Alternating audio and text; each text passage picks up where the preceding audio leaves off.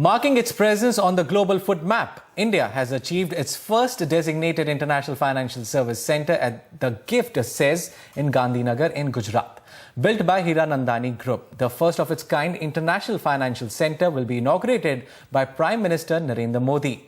Ashwini Priyolkar spoke to Niranjan Hiranandani, the CMD of Hiranandani Group. Take a look. So firstly, I would like to ask you, how important is the coming up of International Financial Services Centre for India's financial sector and for its global growth? I think you have to understand that there is no other center in the country which has been an international financial center. Up till now, you had London, you had New York, you had Singapore, you had Dubai. I think the ambition of the Prime Minister is now being met by setting up this international financial center. It will be as if you are doing business in New York or in Dubai or in Singapore. And this will be traded in international currency. So it becomes like being in Dubai or in New York or in London, but actually you're in Gandhinagar, Ahmedabad. Yeah, very true. And talking about Hiranandani's signature, I believe this project was completed in record 13 months. So how were you able to achieve this? I think it was a Himalayan task, but the ambition of the Prime Minister had to be met. Something which we would have done in 24 to 30 months, which is 4 lakh square feet, a basement plus 16 stories, we completed actually in 12 months. It took another 30 days to get all the permissions in place. So we did this in record time. We put all the best resources of technology. We put all the resources of the experience which Hiranandani brings to the table. And of course, when you have a deadline of the Prime Minister of India, we have to meet it. Right, very true. And this is a massive commercial project that has come up. So obviously, it's going to generate a lot of employment. So what kind of employment growth do you see here? I think what the Prime Minister is trying to attain is to see that another center which creates employment, which creates resources, which comes to investments into India. A lot of people used to do investments overseas. Obviously, that was done through international markets. Today, the Reserve Bank of India allows $250,000 a year to be sent abroad for the purposes of investments. Today, all that could be routed through this center.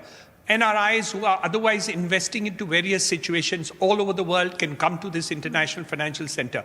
I think it's a growth opportunity which is second to none. I have to congratulate GIFT SEZ, the government of India, the Prime Minister for this wonderful effort to put this center into place. It was a Himalayan task in terms of getting all the policies into place, whether it was the tax policy, whether it was the budget, whether it was SEBI, whether it was the guidelines, and of course the Mumbai Stock Exchange, which really set it up as an international stock exchange too. So in terms of numbers, how many employment opportunities do you think will be created post this center? I think the entire GIFT SEZ is really a growth center for the purposes of creating employment.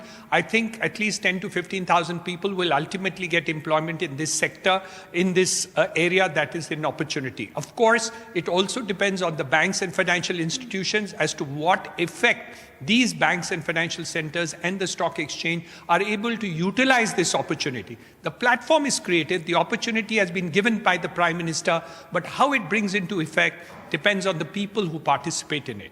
Right, so it goes without saying that when you have so much of employment opportunity coming up, you also have opportunity for the residential sector to also develop. So how do you think coming up of this international center is going to affect the residential as well as the commercial real estate of Ahmedabad?